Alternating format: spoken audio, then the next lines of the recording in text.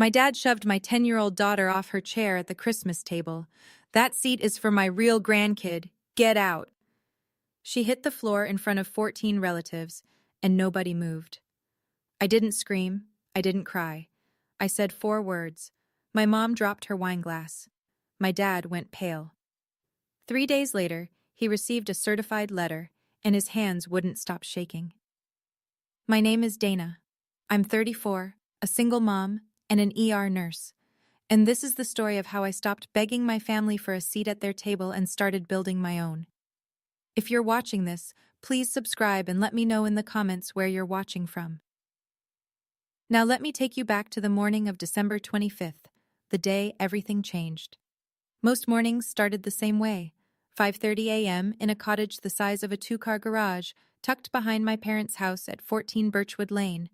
I'd stand barefoot on cold tile, pouring coffee into the only mug that didn't have a chip, while the baseboard heater ticked and groaned like it was personally offended by December in Connecticut. Lily would still be asleep in the next room, 10 years old that winter. Brown hair fanned across the pillow, one arm wrapped around a stuffed bear so threadbare you could see the stitching through its belly. She'd had that bear since the day I brought her home from foster care. 3 years old, silent, gripping my index finger like it was the last solid thing in the world. 7 years later, she wasn't silent anymore. She drew constantly, birds, houses, families at dinner tables. She read chapter books 2 grades above her level, and every few weeks, usually at bedtime, she'd look up at me and ask the same question. "Mommy, am I really yours forever?" Every time I gave the same answer. I'd been paying my father $1,100 a month to live in that cottage. Zelle transfer, first of every month, no exceptions. I had 84 screenshots on my phone, every single payment time-stamped, going back 7 years. I kept them because I'm an ER nurse, and ER nurses document everything. That's what we do. We chart, we note, we timestamp. My father said a lease wasn't necessary. "We're family," he told me. "We don't need paper." I believed him for 7 years. I need you to remember that number, 84 payments, because it's going to matter later. Christmas at the Thornton house was a production. Not a celebration, a production. My father directed it like a man who'd spent 30 years managing a bank branch and never learned to stop managing. Every year, the long oak table set for 14 to 16. The good china. Cloth napkins folded into something architectural. A seating chart, unwritten but absolute. Richard Thornton at the head, my mother Vivian to his left, my older sister Brooke to his right, with her daughter Harper beside her, close enough to Grandpa that he could cut her meat and tell everyone how gifted she was. Harper was 8. She sat with the adults. Lily and I sat at the far end, near the kitchen door, where the draft came through and you could hear the dishwasher running. Every year. If you're wondering whether the seating was accidental, it wasn't. Nothing my father did was accidental. 2 days before Christmas, my mother called. Not to ask what Lily wanted for a gift, not to check if Lily had grown out of last year's dress. She called to say, "Don't let Lily wear anything too flashy. Brooke just bought Harper a new dress, and you know how Harper gets if she's not the center of attention." I pressed my tongue against the back of my teeth and said, "Sure, Mom." That night, I picked out a simple red sweater for Lily. She looked at herself in the bathroom mirror, smoothed the front with both palms, and asked me, "Mommy, can I sit next to Harper this year? At the big table?" I told her I'd try. I should have known then. The seating chart wasn't about chairs. It was about who counted. And in my father's house, my daughter had never counted. Christmas Day. 4:17 p.m. The sky had gone the color of wet cement, and a thin snow was coming down, the kind that doesn't stick but makes everything look like it's inside a snow globe, pretty and sealed. Lily carried a rolled-up piece of paper in both hands, held out in front of her like a candle at a church procession. She'd been working on it for 2 weeks, a painting on thick watercolor stock titled, "Our Family Christmas." Every person in the family, drawn in bright gouache, Grandpa, Grandma, Aunt Brooke, Harper, even Great-Grandma June in her wheelchair. Everyone smiling, everyone at the same table. She wanted to give it to my father before dinner. He met us at the front door. The pine wreath smelled sharp. The porch light made the snow look gold. My father looked at Lily, then past her, the way you look past a piece of furniture you've stopped noticing. He gave her a short nod. No hug. No Merry Christmas, Lily. Then Harper ran up behind him, and the whole man changed. He crouched down, arms wide. There's my girl. Look at that dress. You are a princess. He held Harper for a good 10 seconds. I counted. Inside, Brooke was arranging place cards on the oak table. I scanned for Lily's name. It wasn't there. The main table had 14 settings. At the back wall, near the kitchen door, someone had unfolded a metal card table, the kind you use for poker, and set it with a single plate, a single fork, a paper napkin. One chair. Harper was 8 and sat with the adults. Lily was 10 and sat alone at a card table behind the kitchen door. I leaned toward my mother in the hallway. Mom, Lily can sit at the main table, right? She's 10. Vivian didn't look at me. Don't make this a thing, Dana. Dinner was halfway done when it happened. I'd been watching Lily through the kitchen doorway, alone at that card table, eating quietly, her painting rolled up beside her plate because she hadn't found the right moment to give it to my father. She kept glancing at the main table, at Harper laughing, at my father carving seconds of ham for Harper's plate while telling a story about her ballet recital. Then Lily stood up. She picked up her painting, walked to the main table, and slid into the one empty chair. The seat meant for my cousin Jeff, who hadn't shown. It was next to me. She sat down, unrolled the painting on the tablecloth, and smiled. I made this for everyone, she said. My father set down his carving knife. The room didn't go quiet. It went vacuum-sealed. 14 forks stopped moving at the same time. He stood, walked around the table, stood over my daughter. That seat is for family. His voice was level, informational, like he was reading a bank policy. She is family, Dad, I said. He didn't look at me. He looked down at Lily. That seat is for my real grandkid. Get out. His hand closed on the shoulder of Lily's red sweater. He pulled. Not a punch, not a slap. A yank, sharp, deliberate, the way you'd pull a dog off a couch. Lily's body twisted. The chair legs scraped. She went off the seat sideways and hit the hardwood floor with a sound I will hear for the rest of my life. The painting landed face down beside her. 5 seconds of silence. I counted them the way I count seconds between a crash and a code in the ER. 5 full seconds. 14 adults.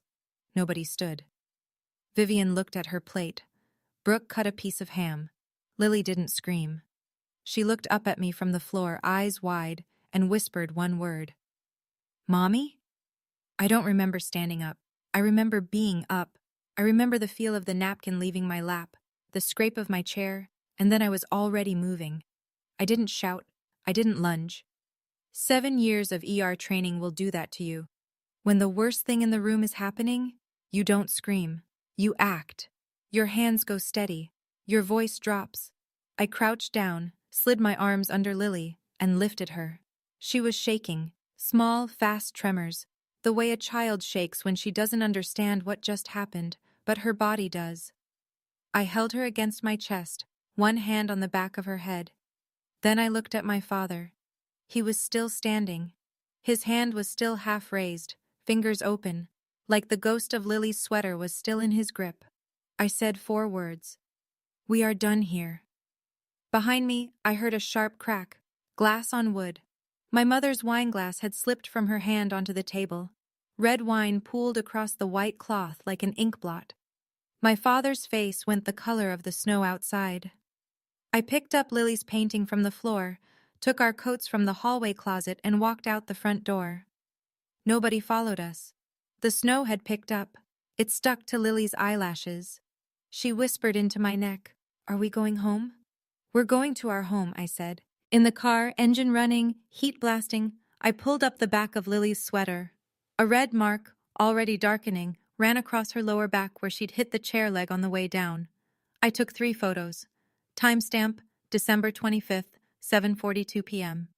Then I sat in the driveway of our cottage for 10 full minutes, engine idling, snow collecting on the windshield, and made 3 decisions that would change everything. By 9 o'clock that night, my phone had become a weapon pointed at me. 11 missed calls, 23 text messages. I read every single one, and I screenshotted every single one, because that's what you do when the gaslighting starts. You save the receipts before someone tells you it never happened. My mother, you ruined Christmas. Your father barely touched her. She's being dramatic, and so are you. Brooke, Lily slipped off the chair by herself. I saw the whole thing. Stop twisting it into something it wasn't. My Aunt Linda, Richard didn't mean it like that. He's under a lot of stress. Come back tomorrow and apologize. Be the bigger person. 23 messages. Not one of them asked if Lily was okay. I set the phone face down on the kitchen counter and ran Lily a bath. I sat on the closed toilet lid and read her 2 chapters of her book while the bathroom filled with steam and the smell of the lavender soap she liked. She was quiet. Not the scared quiet from the floor. A thinking quiet. At bedtime, she looked up at me from her pillow and said, "Is Grandpa mad because I'm not really his?" I brushed the hair off her forehead. "You are really mine. That's what matters." She fell asleep holding the threadbare bear with both arms. I went to the kitchen table, opened my laptop, and created a Google Doc. Title: Incident Log, Thornton Family. I sat there until 1 in the morning, typing every incident I could remember from the last 7 years. Dates, quotes, who was present, things said to Lily, things said about Lily when she was in the next room. 7 years of notes, organized by year. I didn't reply to a single message that night. I had screenshots. That was enough. December 26th, 8:14 a.m. Lily was still asleep when the knocking started. Not a polite knock. The flat of a palm against the cottage door, hard enough to rattle the chain lock. I knew who it was before I looked through the peephole. My father stood on the step in his good overcoat, breath clouding in the cold. No casserole dish. No apology face. I opened the door 6 inches and kept my body between him and the hallway to Lily's room. He didn't say good morning. "You embarrassed me in front of my family." His voice was the same one he used to use on tellers who miscounted. Controlled, clipped, but with a current running underneath. "That girl needs to learn her place, and so do you." "Her name is Lily," I said. "She's your granddaughter, and you pushed a child." "I barely touched her." He leaned forward. "She's not even blood, Dana. She doesn't—" "This conversation is over. Do not come to this door again until you're ready to apologize to Lily." I closed the door. Deadbolt. Chain. He knocked again. Louder. Then his voice came through the wood, the way sound comes through hospital walls at 3 a.m. Muffled, but unmistakable. "This is my property. I can come whenever I want to my own property." I pulled out my phone, opened voice memos, and held it 6 inches from the door. He kept going for 47 seconds. 47 seconds of my property, my house, not even blood, and ungrateful. I stood there, phone steady, counting Mississippis the way I count compressions during a code. Timestamp: December 26, 10:14 a.m. He called it his property. I had it recorded, and somewhere in the back of my mind, a question I'd never thought to ask started forming.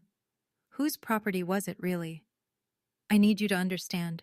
Christmas wasn't the first time. It was just the time he used his hands. The cruelty had always been there. It was just quieter, the kind you can talk yourself out of noticing if you try hard enough. Lily's 5th birthday. My father forgot. Not forgot the way busy people forget. Forgot the way you forget something that was never on your calendar. Harper's 5th birthday, 6 months later. He rented a bounce castle and a snow cone machine and posted 11 photos on Facebook captioned, "My little princess turns 5. Brooke received $3,000 a year from our grandmother's education trust, money Grandma June set up for all great-grandchildren. I assumed Lily was included. I never checked. That would matter later. When I adopted Lily, I was 27, single, fresh out of nursing school with $40,000 in student debt and a 1-bedroom apartment that smelled like the restaurant below it. My family's reaction was not what the brochures prepare you for. My father: "At least marry someone first." Brooke: "You're going to ruin your life." My mother, quieter but worse: "What if she has problems?" She meant Lily. The year Lily turned 6, my mother said, in front of Lily, at Thanksgiving, between the cranberry sauce and the green beans, "Well, she doesn't look like us, does she?" I said nothing. I cut my turkey and said nothing, because I was living in my father's cottage, paying my father's rent, and I was terrified that if I made noise, Lily would lose the only extended family she had. 7 years. 84 rent payments. I thought I was buying Lily a place in this family, but you can't buy a seat at a table where you were never welcome. You're just paying for the privilege of being tolerated. And I was so busy paying, I forgot to check who actually owned the house. December 27th. I called Grandma June. She lived at Maplewood Assisted Living, 40 minutes east, in a single room with a quilt on the bed and 3 decades of school photos on the wall. 82 years old. Arthritic hands, sharp mind, and the kind of quiet authority that comes from teaching third graders for 30 years. She never needed to raise her voice because every child in the room already knew she meant business. I told her what happened. All of it. The card table, the chair, the floor, the sound. She went silent. Not the silence of confusion. The silence of a woman counting to 10 before she speaks so the words come out precise. He pushed Lily onto the floor? Yes, ma'am. Another silence. 10 seconds. I counted. Then, Dana, I need to ask you something. Are you and Lily still living in the cottage behind the house? Yes. And who told you that house belongs to your father? My stomach dropped. Everyone says it's his. He inherited it. Didn't he? The sound Grandma June made was not a laugh. It was the ghost of one. I never transferred the deed, sweetheart. That house is still mine. Every brick, every shingle, every inch of that cottage your father charges you rent for. He has been living in my house for 15 years and telling everyone it's his. I sat down on the edge of my bed. The room tilted slightly, the way it does when a patient you thought was stable suddenly isn't. I'm calling Marcus, she said. You remember Marcus Webb, from your college? He handles my estate. I did remember Marcus. Trust and estate attorney, quiet, thorough, the kind of lawyer who reads footnotes. Grandma, what are you going to... Nobody pushes my great-grandbaby and keeps living in my house. Nobody. She hung up. And the question I'd been forming since my father's voice came through that door, whose property is it really, had just been answered. Marcus Webb called me the next morning at 8:15. He didn't waste time on small talk. Lawyers who handle estates for 82-year-old women on a mission don't have time for pleasantries. I pulled the county land records online last night, he said. 14 Birchwood Lane. The deed is recorded in the name of June A. Whitmore. There's no transfer, no quitclaim deed, no life estate, nothing. Your father has 0 legal ownership of that property. I stared at the wall above my kitchen sink, at a water stain shaped like a comma that I'd been meaning to paint over for 3 years. He's been an occupant, Marcus continued, essentially a tenant without a lease. And since he represented to you that the cottage was his property and collected rent from you, we have a situation. What kind of situation? Unjust enrichment. You've been paying rent to a person who had no legal right to collect it. 7 years, $1,100 a month. Dana, that's $92,400. I set my coffee down because my hand wasn't steady enough to hold it. $92,400. I did the math differently in my head. That was 7 years of overnight shifts. That was holidays I worked so Lily could have birthday presents. That was the time I picked up a double on Thanksgiving because the rent was due on the 1st and my checking account had $800 in it, all of it paid to a man who didn't own a single brick of that house. Marcus sent the scanned deed to my email 10 minutes later. I opened it on my phone. There it was, recorded at the county clerk's office in neat black type. June A. Whitmore, clear, permanent, undeniable. I saved it in 3 places. I was an ER nurse. I documented everything. And I was just getting started. The deed was the first crack. The trust was the canyon. Marcus called again that afternoon. He'd requested the account records from the bank that held Grandma June's education trust, a revocable trust she'd created in 2016, funded with $120,000, designated for the educational benefit of all great-grandchildren of June A. Whitmore. She'd named my father as trustee because he was, in her words, good with money. I could hear Marcus turning pages. The original balance was $120,000, he said. The current balance is $11,340.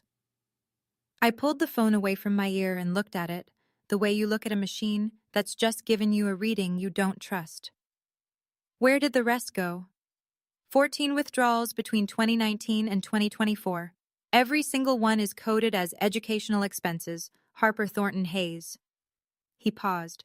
Dana, Harper attends public school. There's no tuition. $108,660, withdrawn in Brooke's daughter's name, for an education that was free. I thought about Brooke's kitchen renovation 2 years ago, the Cancun trip. The designer bags that showed up in her Instagram stories with captions like, "Treat yourself, and because I deserve it." And Lily? I asked. There's not a single withdrawal in Lily's name. Another pause, longer this time. In fact, Lily isn't listed as a beneficiary at all. The trust says all great-grandchildren, but your father, as trustee, never added her. He had the administrative duty to include her. He chose not to.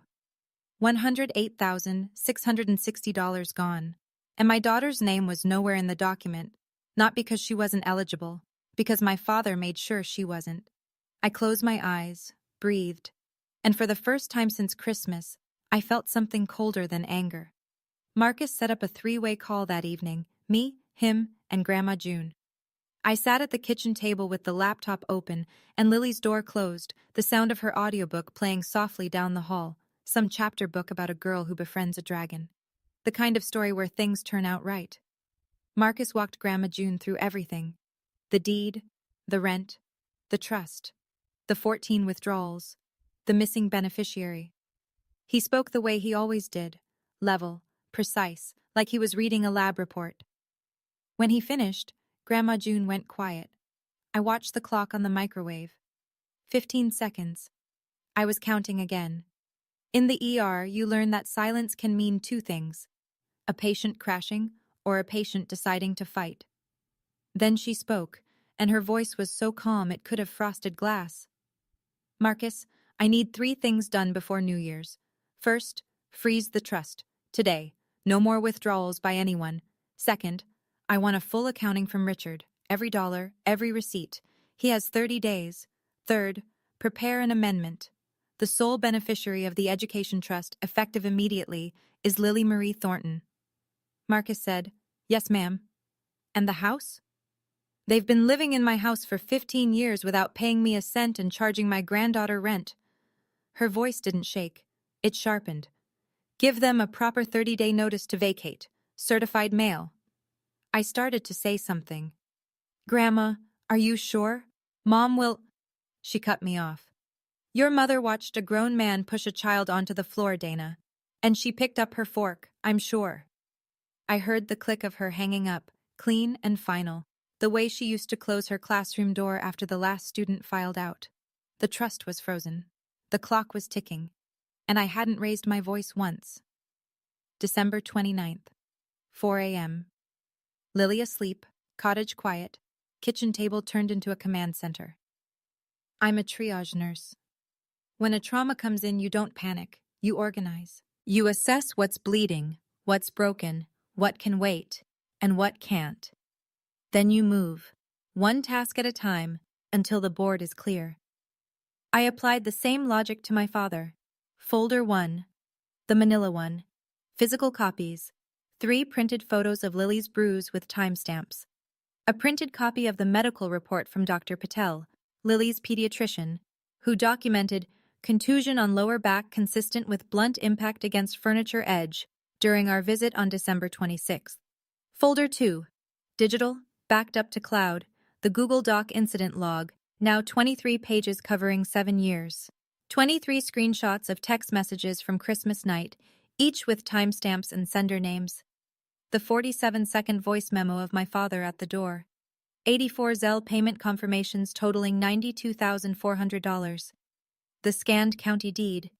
The trust account statements showing 14 unauthorized withdrawals. 7 items. 7 years of silence, organized into evidence.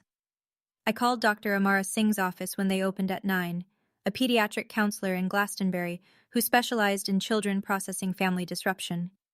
First available appointment, January 2nd. Marcus emailed me 3 drafts by noon. The 30-day notice to vacate, a demand letter for full trust accounting, the trust amendment naming Lily as sole beneficiary, ready for Grandma June's notarized signature. I printed everything, stacked it, clipped it. Then I sat back in my chair and realized something I'd never felt before in that cottage. I wasn't asking anyone for permission. I wasn't tiptoeing around anyone's ego. I wasn't measuring my words against the cost of rent. For the first time in 7 years, I was just acting. It felt like breathing after being underwater. December 30th. The call I should have made 5 days earlier. The call I should have made years ago, if I'm being honest. But that's a different kind of reckoning. Marcus had walked me through it the night before. An adult used physical force on a 10-year-old child, causing her to fall and sustain visible bruising. Under Connecticut law, that meets the threshold for a report to DCF, Department of Children and Families. You can file as the parent. I sat at the kitchen table at 10 a.m., with the hotline number written on a post-it. Lily was at the other end of the cottage, cross-legged on the living room rug, painting a snow owl with her watercolors. I could see the back of her head from where I sat, brown hair, still messy from sleep, bent in concentration. I dialed. My hand shook. Not from fear. From the weight of 7 years pressing down on a phone that weighed 6 ounces. Reporting your own father to Child Protective Services is not something they prepare you for in nursing school. It's not something anyone prepares you for anywhere. The intake worker was patient. I gave dates, descriptions, the medical report reference number from Dr. Patel. I described the bruise, the chair, the 14 witnesses who did nothing. I submitted a written follow-up statement by email that afternoon with the photos attached. Case opened, confirmation number recorded, investigation timeline, 30 to 45 days. A caseworker would contact Richard Thornton for an interview. I set the phone down, looked across the room at Lily, who was holding her paintbrush up to the light, checking the color. She didn't know I'd just made that call. She didn't need to. That was my job. To make the calls she couldn't, so she could keep painting snow owls in the safety of a warm room. If you've ever held a phone in your hand, knowing you should have dialed years ago, you understand exactly what that moment cost. And I need to tell you, this story is far from over. What happened next is the part I still can't believe. If you're with me, hit subscribe and drop a comment. What would you have done that Christmas night? Let's keep going. New Year's Eve. While most of Connecticut was uncorking champagne and watching the ball get ready to drop, Marcus Webb was standing at the post office in downtown Hartford, holding a white envelope stamped with the words that were about to dismantle my father's entire self-image. Certified mail. Return receipt requested. Inside, a formal 30-day notice to vacate, addressed to Richard and Vivian Thornton, for the property at 14 Birchwood Lane. The language was clean, almost gentle in its precision. Property owned by June A. Whitmore. No lease agreement exists between the parties. Occupants are hereby notified to vacate the premises within 30 days of receipt. A process server delivered a duplicate copy in person that same afternoon. Belt and suspenders, Marcus said. You don't leave room for I never got it. A separate envelope went out the same day. A demand letter to Richard Thornton in his capacity as trustee of the Whitmore Education Trust, requiring a full accounting of all withdrawals within 30 days. The letter referenced breach of fiduciary duty in language that was polite the way a scalpel is polite. Technically civil, functionally devastating. At 3 o'clock, Marcus drove to Maplewood Assisted Living. Grandma June signed the trust amendment at the table in her room, witnessed by Marcus and notarized by a mobile notary. Sole beneficiary, effective immediately, Lily Marie Thornton. I spent New Year's Eve on the couch with Lily. We ate popcorn and watched the countdown on TV. She fell asleep with her head on my lap at 11:40, 20 minutes before midnight. I pulled a blanket over her and listened to the muffled sound of fireworks from somewhere down the street. Is next year going to be better, Mommy? She'd asked before dozing off. I stroked her hair. Next year is going to be ours. Somewhere across town, a certified letter was sitting in my father's mailbox, ticking like a clock. January 2nd. Marcus texted me at 10:09 a.m. Return receipt signed. 10:07 a.m. He has it. 13 minutes later, my phone rang. I didn't need to look at the screen. I could feel the vibration pattern the way you feel a storm system moving in. Heavy, electric, inevitable. My father's voice came through at a pitch I'd never heard from him before. Not the controlled bank manager tone, not the quiet threat from the cottage door. This was something cracked open, raw and wild. Your grandmother is senile. This is my house. I have lived in that house for 15 years. It is mine. You turned a confused old woman against her own family, and I will sue every last one of you. I let him finish. Then, you'll need to discuss that with Marcus Webb. His number is on the letter. I hung up. 10:35. Vivian's turn. The crying was already in progress when I picked up. How could you do this to us? We're your parents. We took you in when you had nothing. We let you live in the cottage. You charged me rent for a house that wasn't yours. I have every Zelle receipt. I hung up. 11 o'clock. Brooke. I saw the name on the screen and let it go to voicemail.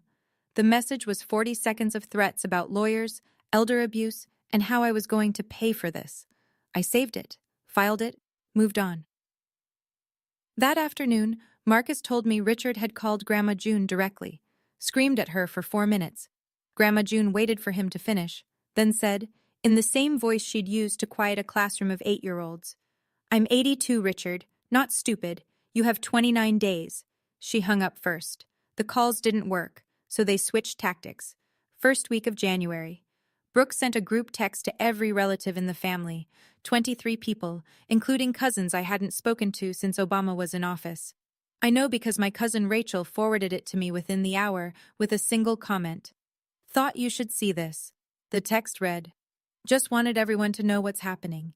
Dana is manipulating Grandma June, who, as many of you know, has been declining mentally. She is trying to steal the family home and turn Grandma against Mom and Dad. Grandma has signs of dementia and doesn't understand what she's signing.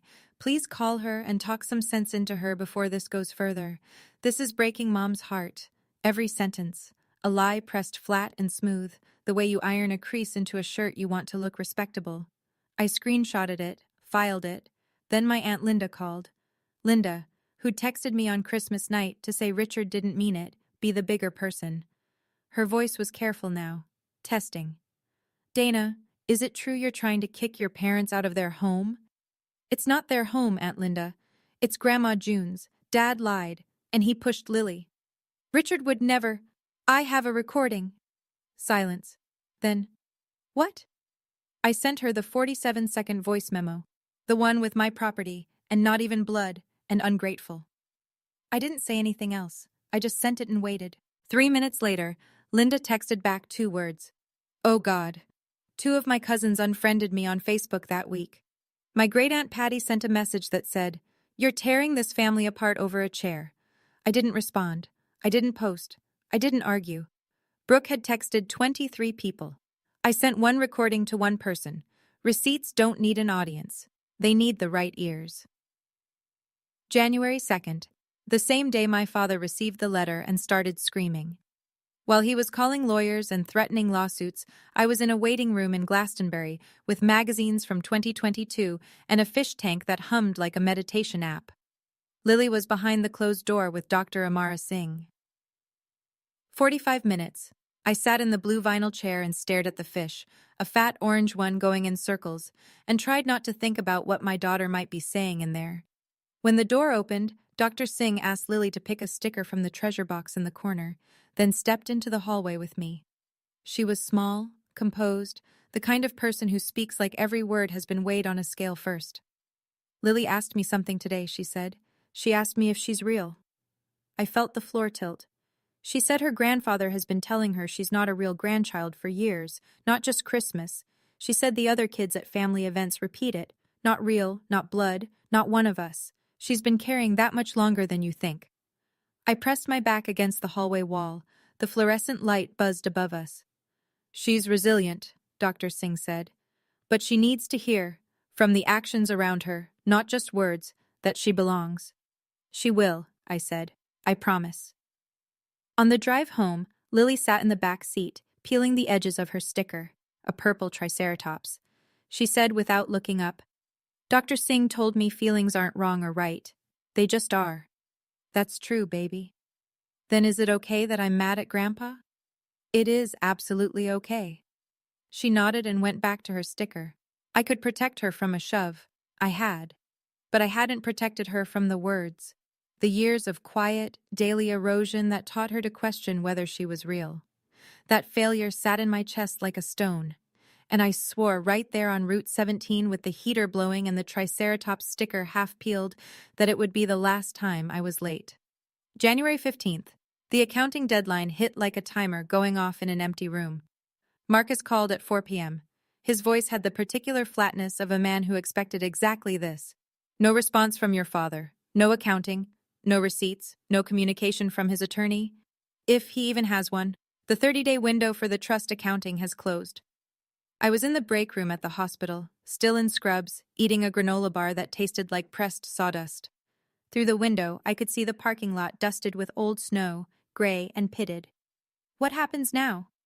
Under Connecticut statute, a trustee who fails to provide an accounting upon demand from the grantor or a beneficiary can be removed by the probate court. I'm filing a petition tomorrow to remove Richard as trustee of the Whitmore Education Trust and requesting a court-ordered audit of all disbursements. I let that settle. A court-ordered audit. Every withdrawal, every fake educational expense, every dollar that went to Cancun and kitchen granite and designer bags, all of it pulled into the light under oath. One more thing, Marcus said. Brooke retained an attorney. He called me this morning, off the record, and I mean truly off the record. He told me her position is, quote, extremely weak, and he's advised her to settle. I almost smiled. Almost. And the house? The 30-day notice was served December 31st. They have until January 30th to vacate. If they don't, we file an eviction action. But Dana, I don't think it'll come to that. Your father is a man who can't afford to have an eviction on public record. His pride won't let it get there. I looked at the calendar on the break room wall. Someone had drawn a smiley face on the 30th. 15 days. After 15 years of lies, my father had 15 days. January 18th. 3 days before Grandma June's family meeting, and 12 days before the vacate deadline. My mother came to the cottage alone. No call ahead, no text. Just the crunch of her good shoes on the frozen gravel path, and then a knock. Not the flat palm assault my father had used, but something softer. Tentative. The knock of a woman who'd practiced what she was going to say in the car. I opened the door. Lily was at school. The cottage smelled like burned toast and the lavender plug-in Lily had chosen at the dollar store. Vivian's eyes were red. Her hands were clasped in front of her the way they always were when she wanted you to see her suffering before she made her ask. Dana, please. Her voice broke on the second word. I'm begging you. Drop all of this. Your father is having chest pains. He can't sleep. He's not eating. I'll talk to him about Lily. I promise I will. Just stop the letters. Stop the lawyers. We can work this out as a family. There it was, the word, family, loaded and aimed, the way it always was. Mom, did you talk to him about Lily in the last 7 years? When he called her the kid? When he skipped her birthday? When he didn't put her name in the trust? He's not a bad man, He pushed my daughter onto the floor. You watched. You picked up your fork. She flinched. The tears came harder. Where will we go, Dana? Where will we live? That's not my problem to solve anymore. You had 7 years of my rent to save. She stood there for another moment, waiting, I think, for the version of me that would cave. That Dana was gone. I closed the door, leaned against it, pressed my palms flat against the wood. My hands shook, not from weakness, from the physical effort of not opening that door again. January 20th. Maplewood Assisted Living. The community room on the second floor. Linoleum tile, fluorescent lights, a long folding table that probably hosted bingo on Tuesdays. It smelled like institutional coffee and lemon floor cleaner. Grandma June had made the calls herself, each one brief, each one identical. I need you at Maplewood on Saturday at 2. This is not optional. When I walked in, Marcus was already there. Navy blazer, laptop bag, the quiet competence of a man who'd done this before. He was connecting his laptop to the wall-mounted TV that usually showed weather forecasts and meal schedules. I sat 3 chairs from the end, set my hands on the table. I didn't bring the manila folder. I didn't need to. This wasn't my meeting. They arrived one by one. Aunt Linda, tight-lipped, clutching her purse strap.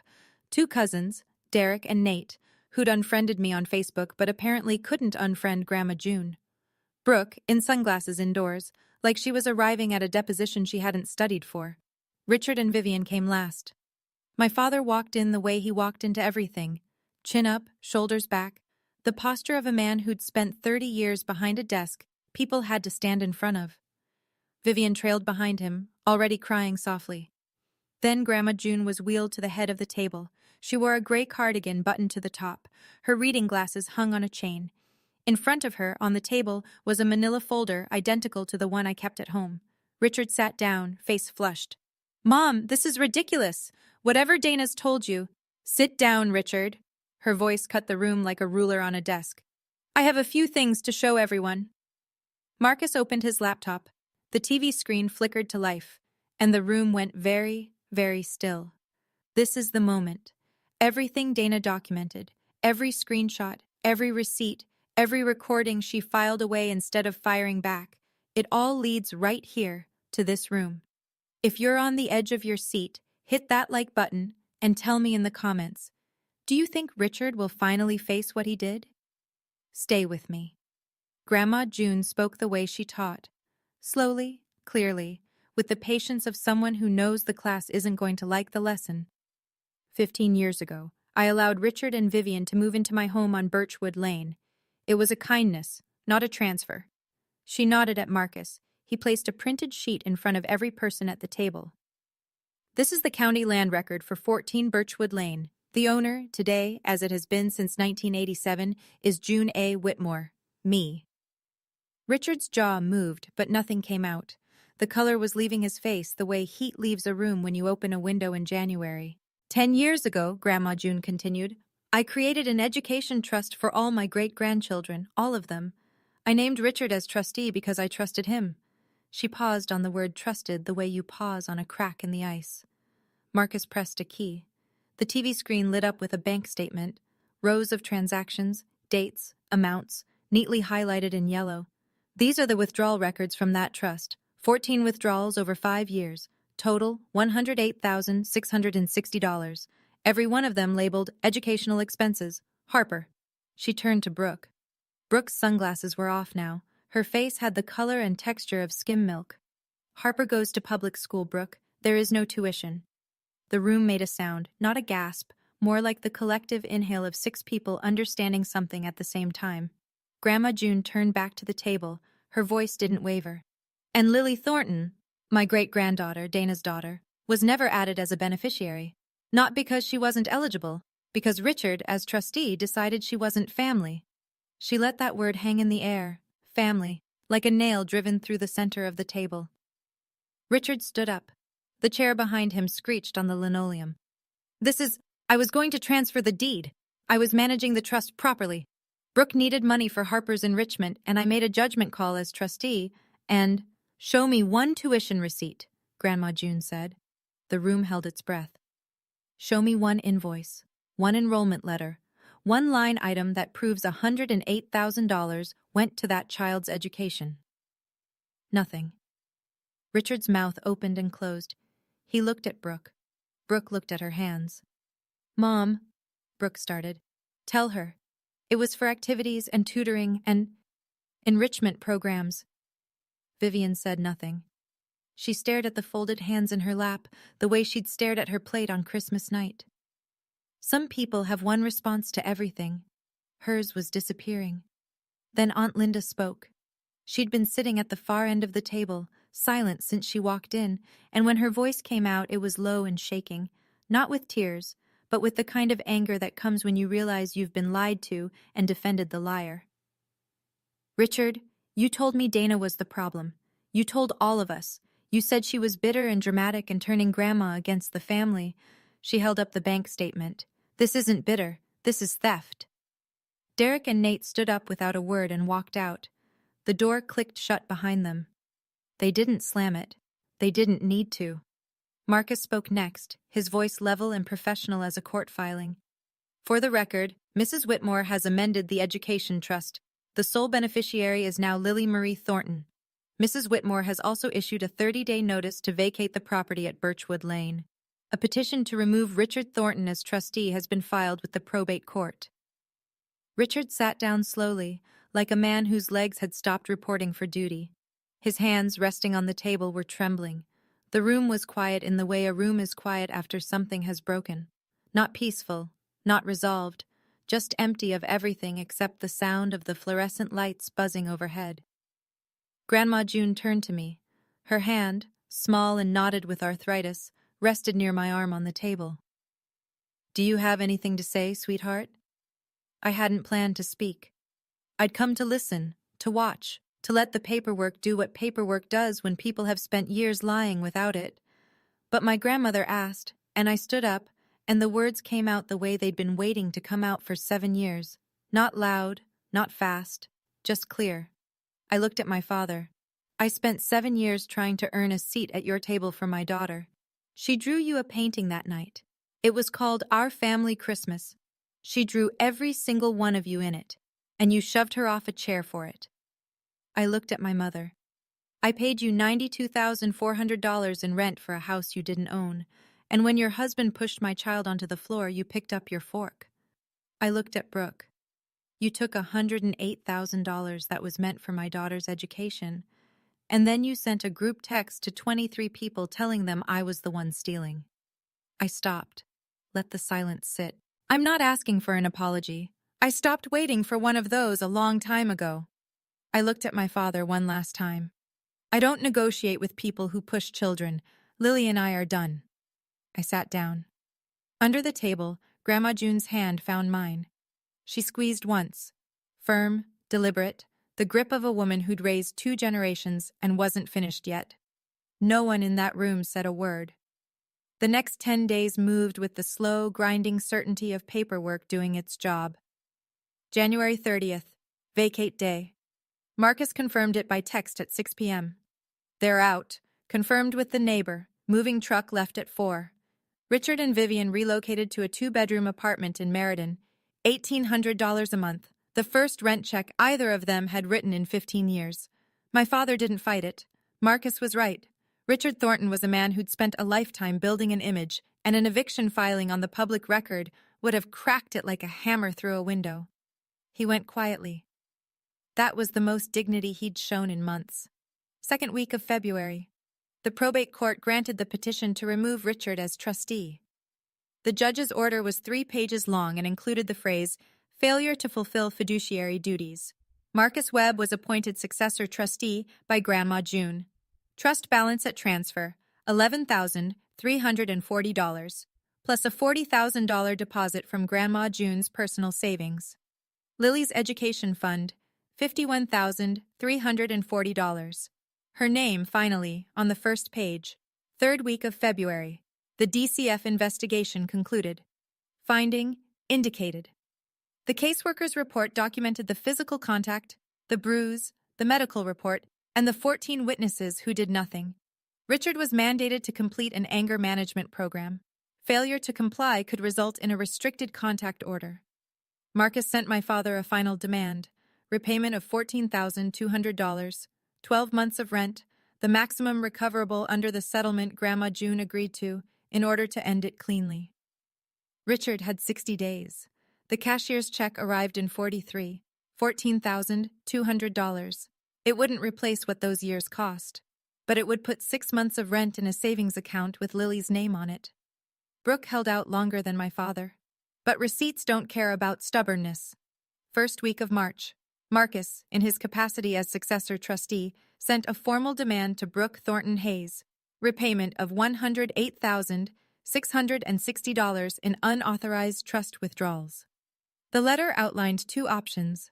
Option 1, full repayment on an agreed schedule. Option 2, a civil lawsuit filed by the trust for breach of fiduciary duty, with Richard named as co-defendant for authorizing the disbursements, and, potentially, a fraud referral for misrepresenting personal expenses as educational costs. Brooke's attorney called Marcus within 48 hours. They settled in mid-March. $60,000, payable at $2,500 per month over 24 months.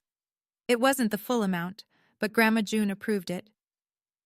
"I want the money back for Lily," she told Marcus. "I don't want a war. Wars are expensive and they break the things you're trying to save." Every monthly payment would go directly into Lily's education trust. I heard through Aunt Linda, who had quietly stopped returning Brooke's calls, that Brooke sold her Lexus and replaced it with a used Honda. The summer trip to Turks and Caicos was canceled, and Kevin, Brooke's husband, had apparently discovered the scope of the withdrawals for the first time when the demand letter arrived. Aunt Linda said the word she used was blindsided. I didn't feel satisfaction. I want to be honest about that. I didn't feel the rush that people in movies feel when the villain falls. I felt tired, and I felt clear, and I felt something close to relief. The way you feel when a bone is finally set after weeks of walking on it wrong. I told Marcus the same thing I'd told myself. I don't want Brooke to suffer. I want Lily to have what was always hers. March 14th. Marcus sent the email on my behalf. One paragraph addressed to Richard, Vivian, and Brooke, clean as a surgical note. I am requesting that you have no direct contact with me or with my daughter, Lily, until further notice. Any necessary communication should be directed to my attorney, Marcus Webb, at the address and number below. I didn't explain why. I didn't list grievances. I didn't leave the door open with phrases like, maybe someday, or when we're all ready. I just drew the line and stood behind it. Richard responded by mail. Not through Marcus, not through email, but through a handwritten letter slipped into the cottage mailbox. I recognized the handwriting, the same sharp slant he used on birthday cards when he remembered to send them. 4 lines. You destroyed this family. I hope you're proud of yourself. Your mother cries every night. This isn't over. I read it once, folded it, placed it in the manila folder, did not respond. In April, Vivian sent Lily a birthday card, pink envelope. Inside, 3 words in her looping cursive. Love, Grandma V. No mention of Christmas. No mention of the floor. No mention of anything that would require acknowledging what had happened. I held the card for a long time, sitting on the edge of my bed after Lily had gone to sleep. Part of me wanted to give it to her. The part of me that had spent 7 years believing any connection was better than none. I put it in a drawer instead. Not forever. Just not yet. No contact wasn't punishment. I want to be clear about that. It was the first boundary I'd ever drawn that I actually kept. It wasn't a wall built from anger. It was a door, closed gently, with a lock I chose not to hand the key to. Like the oxygen mask on an airplane. You put yours on first, so you can breathe long enough to help the person beside you. May, Connecticut, in May, smells like mud and cut grass, and the particular sweetness of apple blossoms opening along the fences on Birchwood Lane. We moved into the main house on the first Saturday of the month. Grandma June insisted. It's your home now, she said when I tried to argue. It always should have been. Marcus was handling the deed transfer, a gift deed from June Whitmore to Dana Thornton, clean and legal and real. After 15 years of my father calling it his, the house would belong to someone who'd never once claimed to own something she didn't. Lily chose the upstairs bedroom with the window overlooking the backyard. She stood in the doorway for a full minute, just looking. It was 3 times the size of her room in the cottage.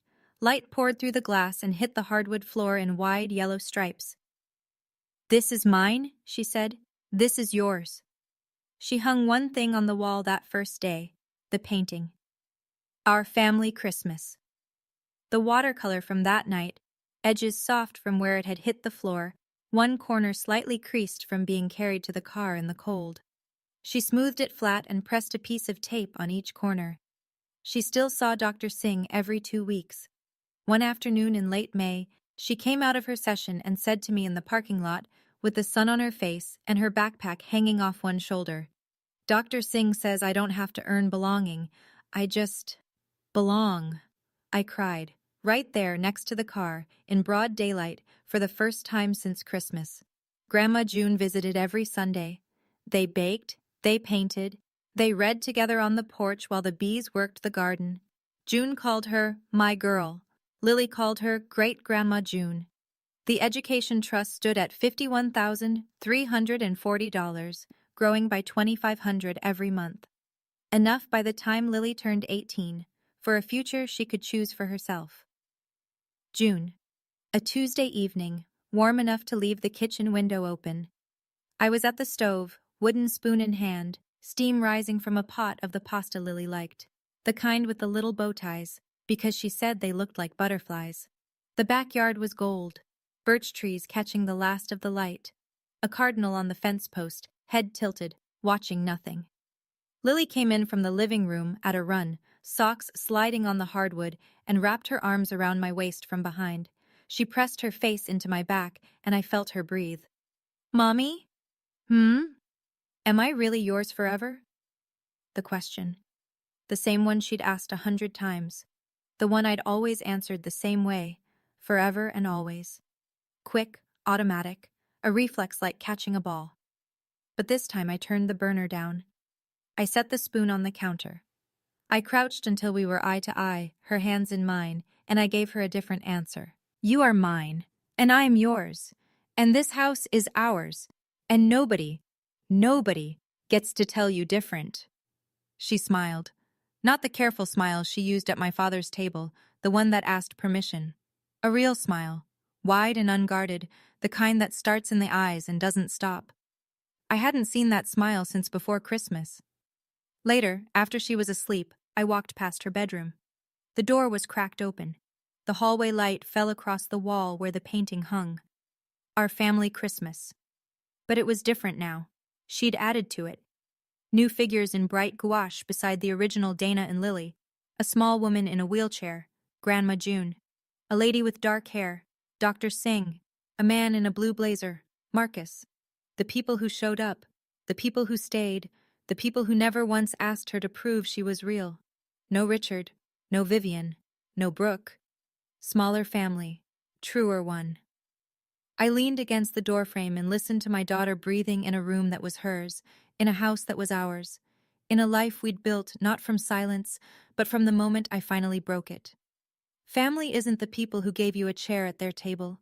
It's the people who'd never take yours away. That's my story, mine and Lily's.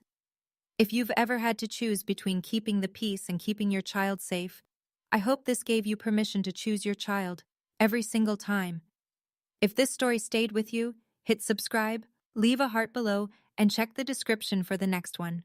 Because every kid deserves someone who says, "We are done here," and means it. Thank you for staying until the end.